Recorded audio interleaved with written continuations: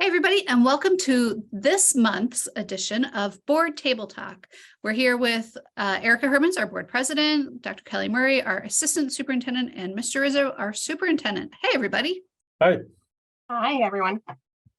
We have a full house today. Gang's all here. The way I like it.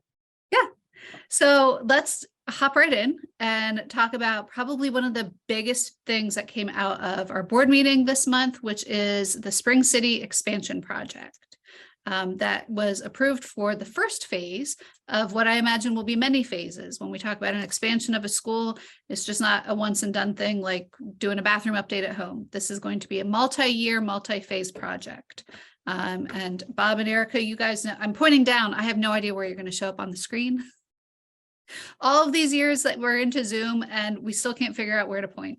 But you two know probably a lot more than I might about the process, how we got here, and what our families can expect going forward. So maybe you two can gab about it. Yeah, Bob, do you want to kick it off?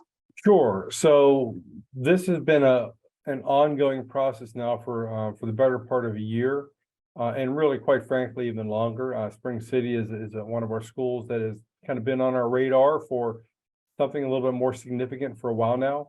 We started entering into some pretty serious conversations about a year ago, and really kind of talking about what we're looking to do and what the options are for Spring City. There were four main options that we had discussed kind of numerous times. The first one was, what does the district look like if we close it?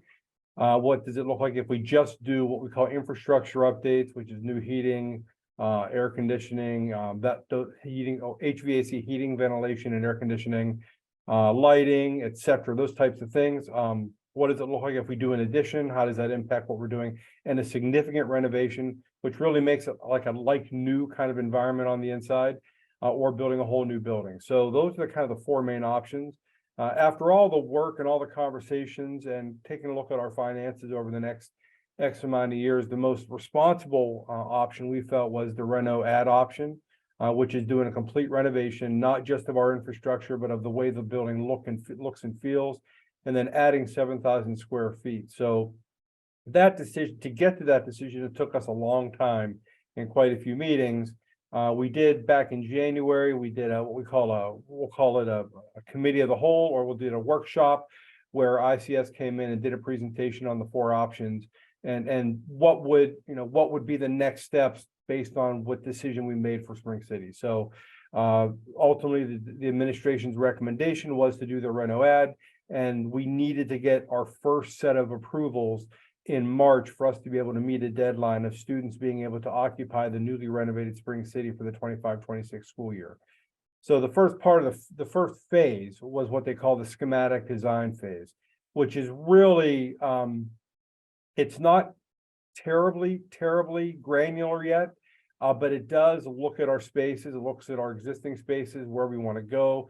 It looks at our systems. It creates and prioritizes what needs to be replaced, those types of things. It's a fairly deep dive, but that's the first piece, and that work will happen really on Monday. We'll start meeting and planning for how we're going to set up our next set of meetings, and we'll work throughout the rest of this school year and into the summer to prepare for the next vote, which would be more the design development phase, which we'd need that approval at the August board meeting.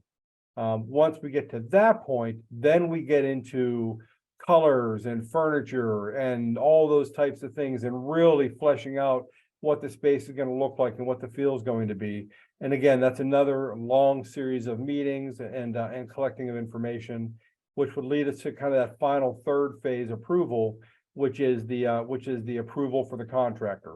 So part of phase two is things going out to bid and determining what the exact cost is going to be, sending that information out or what the exact scope of work is going to be, sending it out to contractors, and then they submit bids, and then the board, should they want to continue with a project around April of 2024, would then have the opportunity for that third and final approval to move forward. Once that happens, that is the commitment to build, and then our construction timeline really starts at that point.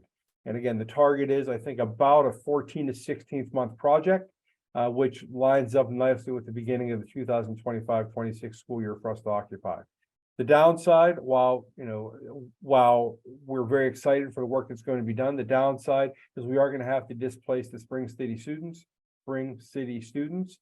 for one full school year for that 24-25 school year, because we don't want the students to be anywhere around Spring City while the construction phase is happening. That's, I guess, maybe the slightly in-depth overall approach that we've been looking at. Yeah, and I would just, from the board perspective, the vote did pass. So it was the will of the board to move forward with the schematic design phase. And, as always, like, I only speak for myself. I don't represent the board overall, but I can say personally, I was really happy that the vote passed. I think that the families and the students and the staff of Spring City, this has kind of been a long time coming. When you think about the Spring City history in the Spring-Ford School District, I mean, our roots are in Spring City. They were, one of the first elementary schools built in the district back in, was it 1960, 1959, 1960, right around there. And so, when you think about the decades of history that encompasses the Spring City community, and the fact that these renovations are desperately needed to get our facilities on par with the rest of the Spring-Ford elementary schools in terms of letting our students have a distinct space for music, for art, just bringing them up to parity across the board with the other Spring-Ford schools. Like, this is something that I am very excited to continue to move forward into this year and next year. So definitely a lot more work to be done, but I think that this is going to be a great outcome for the families in Spring City. And we're pretty used to the process that we'll be going through. Bob Hunter led us through the high school expansion project, which feels like a lifetime ago. It wasn't. We did the ribbon cutting for the high school expansion in 2019. So we definitely understand how to move projects along and how to move students where they need to go to be able to continue what they're doing every day in the classroom. So it's pretty exciting to see we're continuing to grow. We had that. Yeah, with the rapid expansion of Spring City, of Spring-Ford, we are no stranger to the building construction process. I mean, a lot of our buildings are 25-ish years old, right? I mean, really not very old at all because of the growth that we experienced in such a fast period of time. And you wouldn't know to look at most of the buildings that are new buildings are 25 years old. They don't look 25 years old. They still look new. Our old buildings still look new. And that's because of the rolling plan that Bob Hunter, our director of facilities, has going and making sure that we're not just piecemealing broken pieces back together, that we're taking care of facilities to make sure that our kids are able to learn every day in a safe environment. Absolutely. Yeah. I mean, I was going to just add on one thing. It's like, when you think about these investments that we're making into our facilities, we talk about like Spring-Ford's mission in terms of cultivating academic excellence. Well, to be able to do that, we need to make sure that the basic needs of our students are being met, right? I think about this very much like the Maslow hierarchy of needs. Like, what are the basic needs that are frankly table stakes in order to foster effective learning? And that to me is a large part of that is the facilities, right? The environment in which we welcome our students every single day. So yeah, it's super important. It's really, oh, sorry I about was just going to say, interestingly enough, I tend to try and get out to the buildings as much as possible. And depending upon who I go with, it's a little bit of a different lens. When Dr. Murray and I go out, we're looking at what's happening in the classroom. When Mr. Hunter and I go out, because we go out once a month and he shows areas to me, it's a whole different experience, because we'll walk and he'll see something that I would have walked right past. He'll say, well, Mr. Rizzo, notice this, all this needs to be taken care of. And he really has a deep care for our buildings and their condition. So I learned a lot during my time with both of them, but for very different reasons. Yeah. I was going to say also, we communicated with our Spring City families on Wednesday morning. You communicated with our Spring City staff Wednesday morning as well. And then we shared the news with our Spring-Ford community as a whole in weekly update. So we also shared in that weekly update a link to the Growing with Spring-Ford website, which is going to have all of our information and updates as we go through the next few years with the expansion project. And when our kiddos are outside of their sending school, when they're relocated for that time, we'll be posting pictures of progress updates and everything going on in the building on that webpage. So that's where we'll go to find everything related to the expansion project. Yeah, stay tuned. Lots of great information to come. Yep. Also this month, our board approved a new K-5 ELA curriculum. And Dr. Murray, why don't you tell us a little bit about that process? Absolutely. First, I need to give a shout out to the curriculum team who's really been working hard over the last year to prepare for this new implementation. As you mentioned, Erin, we are sunsetting journeys. So we're moving to a new program called Amplify. We're very excited about that. Our curriculum director, Katie Gardy, and our curriculum supervisor, Brianna Angelucci, have been working with the team to vet various projects. The process typically starts with our curriculum cycle, which is usually a 7-year cycle. The purpose of that is to make sure that we are systematically looking at each content area over those 7 years. And during that process, we want to make sure that we're allocating funds, making sure that we are not doing large implementations such as your math and reading in the exact same year, not only because it's a very large ticket item financially, but we are also very mindful of the fact that our elementary teachers teach all of the content areas. So when you're looking at an elementary implementation and a math implementation in the same year, that puts a lot on our teachers to do. So we really try and space them out for that reason. So this is the year that the ELA came up, English Language Arts came up in the rotation. So really a shout out to that team for vetting projects or different products. First, this process of evaluating the resources started more than a year ago. I know Katie Gardy has been working on the district literacy plan and evaluating the needs across the district. And then Brianna Angelucci pulled together a team to look at what our current needs are, what the research is currently showing us, and meeting with vendors to really evaluate what the best next step is in the next program. So the team did settle on a program called Amplify, ELA, and it was approved for 7 years for grades K-5.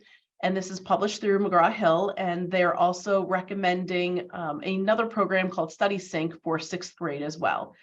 So as kind of the next step, now that it's been approved, that team will be working with a team of teachers to start writing curriculum and really preparing for the implementation next year. There's also professional development as well, just to make sure that our teachers feel prepared moving into the next year with it. And we heard this come up. It was discussed at our work session and then it was voted on at our action meeting. That might be the first time some people have heard that there is a new ELA curriculum. You're talking about more than a year in the making, which really, if you're not going to the committee meetings, you might not know that this was being discussed because we say oftentimes the work happens at the committee level. We get a recap at the meetings, but it's really every single month what takes place at those committee meetings is really the guts of what happens with our board and our committees there. No, you're absolutely right. And like you said, this is over a year in the making. It takes a lot of time to really vet programs and make sure that you're making the right decision for the next step. We're also doing a lot of work with what's called the science of reading. And that is really a body of research that's helping us really inform our reading and writing practices, just to make sure that we are effectively teaching, assessing, and improving student learning with literacy. And that's really been more of a newer body of research that we've been looking at. So it is going to change some of our practices. We are excited that this new program is fully aligned with that science of reading, so that we're going to be looking at providing professional development, not only on the product, but also in these updated new practices of the science of reading. So we're really excited about that. Yeah, and I'll say that I've heard that from the community firsthand. So, I know that the curriculum department presented to the board, was it last spring on the science of reading. I've attended a couple of special education parent committee meetings where they've talked to the science of reading and the importance on, how it impacts reading proficiency rates. And so when this curriculum review was coming up, there were a lot of parents who were advocating for a program, a structured literacy program based in the science of reading, because what the research is showing is that reading has to be taught a certain way, that kids don't pick up reading the way that they pick up language, for example. And so, kudos to the curriculum and technology department for narrowing that field down, because I know that you looked at a lot of vendors. Everything that I'm hearing from parents is that this voting action item that passed is being really well received. Absolutely. And if I could just take a minute, I can expand a little bit more on what the science of reading is, because as you mentioned, that is something that we've heard a lot about.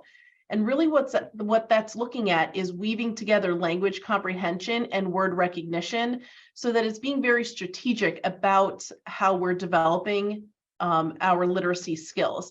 So students in grades K-2 will expect to be working and focusing on topics such as phonemic awareness or explicit and systematic phonics, using decodable texts and connecting reading, writing, and grammar and spelling, and then also working on handwriting and all through kind of the writing process. And then as we move into 3rd and 5th grade, students are going to be looking to integrate those skills and that knowledge. So this will be happening through activities such as close reading of complex text or building content knowledge and vocabulary, and overall placing a greater emphasis on writing and how writing skills are being used to support reading as well. So it really is, I think, Mrs. Hermans, you nailed it. You said that it really is an explicit way of teaching literacy and teaching reading. So we're really excited about that and excited to be venturing on a new program and being able to really support our teachers with professional development. And we've talked about the team of people who worked on getting us to this point. And without mentioning who exactly those people were, we're talking about teachers, I'm guessing reading specialists, parents. Who else would have been involved in this process over the last year? Absolutely. You're right. It is a team approach. It was being led by our curriculum supervisor, but they're trying to gather a team that is really reflective of our district so that they can evaluate the resources and evaluate the curriculum. I'll always say that curriculum is never written by any single person. So overall, I think there is a large group of people who are involved in this so that we can really make sure that we're reflecting the district as a whole, as well as not forgetting the voice of the families and the parents in this process as well. I would like to thank all of families who have come and participated in the curriculum committees, because their voice was absolutely taken into consideration. And that feedback is something that was really valuable to us, as well as surveys that we sent out and the literacy plan, which also included parent feedback and community feedback. So I'd like to thank everyone for taking the time to do that. And I'm hoping that you can now see that feedback coming to fruition. And when we send those feedback forms out, it doesn't just go into a pit of feedback form information. People read it, and we use that to drive where we're going next. So Absolutely. Anybody who takes time to fill out those forms, it's greatly appreciated. I'm going to say the second to the last thing, because I'm going to surprise you guys with something we didn't discuss ahead of time. I know. I'm good. Going wild and crazy today. But our second to the last topic is going to be 2 policies that came across the board table this month, as well as all the way through policy committee. It's policy 006 and 006.1. Why don't you, Erica and Bob, talk about those? So yeah, you're right, Erin. We had the action item on the agenda for March, which passed 9-0. And that was specifically as it relates to 006 and 006.1, which really encompass board procedures.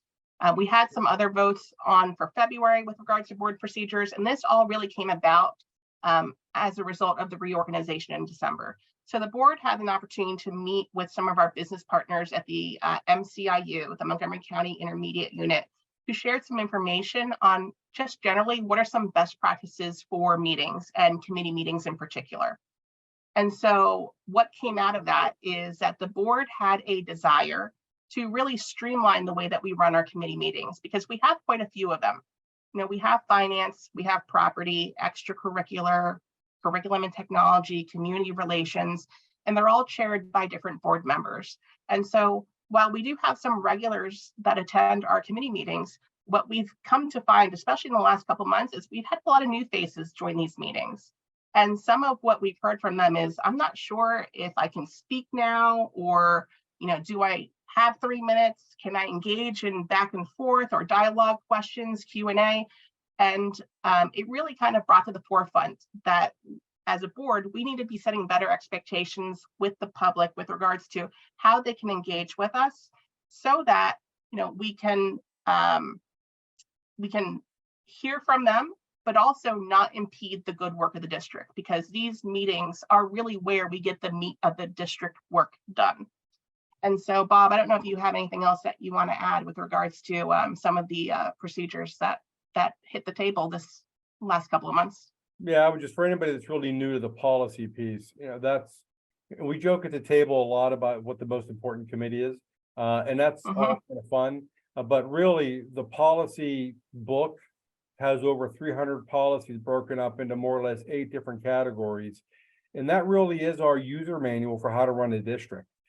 Between the policies and then any related administrative regulations that would go with it, that really draws a pretty clear picture of how not only how boards are supposed to function, but how we're supposed to do our curriculum and how we're supposed to go through the process of evaluations and different things like that, how we're supposed to go through our budget process. That's all kind of articulated in our policy manual. So what Ms. Hermans is talking about last month, I think it was the month before, on 005 and 005.1, which really was the organization and then the board committee agendas and really solidifying that process. And then this month was 6 and 6.1, as Ms. Hermans mentioned. And really 6.1 is a brand new policy for us because through COVID, there was a need for us to be able to take our board meetings online. So what 6.1 does, it gave us very clear guidelines and policies for how to handle connecting via telecommunications, connecting via online platforms such as Zoom to be able to conduct the business of the district. So that really was a really important one for us as we navigate this kind of new post-COVID world. But no, I think Ms. Hermans really covered all of it in terms of it really is about developing some consistency of practice through all of our committee meetings, through our work sessions, when we have special meetings and those types of things. So they're great policies to become familiar with for sure.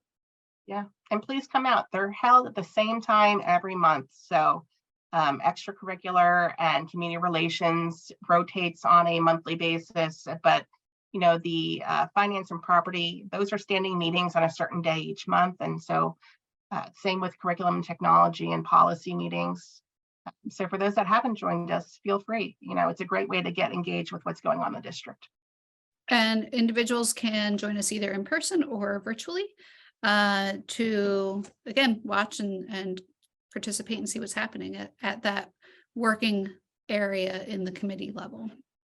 So my surprise for everybody, we have 2 student board reps, and we actually are finishing up one spotlight video, and I don't want to give a spoiler alert on that, but I will spoil the second one. Aditi just participated in the United States Senate Youth Program, and Andrew put together this really great spotlight video where she talks about the program and how meaningful and important that is, and how her seat on the board was able to help to advance her knowledge about government and how it works and her involvement at this national level. So if we're all finished here, I'm just going to loop her right in at the end of this. Okay. Thumbs up from everyone. Thumbs up. Absolutely. Yay. Okay, well, we will see everybody here next month for Board Table Talk. And until then, enjoy the spotlight. Sounds good. Take care. Thank Bye you. all. So hi, my name's Aditi Mangal, and I'm honored to share a distinction that I've recently received. I will be attending the USSYP program as the delegate to represent our state of Pennsylvania. The USSYP is a prestigious program in which 2 student delegates are selected from each state and the Department of Defense as well as the District of Columbia. And that will form a 104 delegate council representative of the U.S. Senate. We will be meeting at Capitol Hill in Washington, D.C. during USSYP's Washington Week in March and learning from the nation's best leaders. I will be joining our senator and learning about the epitome of leadership and the power of the legislative field. I will also be receiving a $10,000 scholarship for my selection. I was selected by the Pennsylvania Department of Education for my selection to represent the Pennsylvania at the USSYP program. And essentially what the application consists of is at least before the finalist stage, having the preliminary application with the essays and proving why the ideals of leadership, service, and academics are really important. And then afterwards, in the finalist stage, giving an interview and a political-based exam at Harrisburg, our state's capital. I couldn't really imagine a life without serving our country and my community, so definitely I think public service has to be an integral component of the career I would like to pursue after my education. And I think this is definitely something that I want to continue doing and continue making a great impact on the world. The school board is my portal to democracy at its finest, with the powers of the people and the policymakers really coming about. And I think USSYP is truly also representing that dynamic, and incredibly interested to see how that works out. So I truly believe that it is one thing to read about leaders and learn about them in our school's curriculum, but another to actually meet them in person. So at USSYP, I will be constantly learning and absorbing information in any way that I can, because I will be listening to other stories while sharing my own, and just can't wait to see how the opportunity plays out. So as an individual, I'm engaged with both inside of school and outside of the school activities, including, so at school, I'm the student representative to the school board, school district ambassador, managing editor to our school's newspaper, co-president of Future Medical Leaders of America, and a violinist in our Spring-Ford's Honors Ensemble, which is Select Strings. And outside of school, I am a second-degree black belt in martial arts Tang Soo Do, and the founder and president of my founded nonprofit, which is Instant Smile. So I would like to thank the Spring-Ford staff for always giving me these great opportunities, being my support system, and supplying me with such a great education.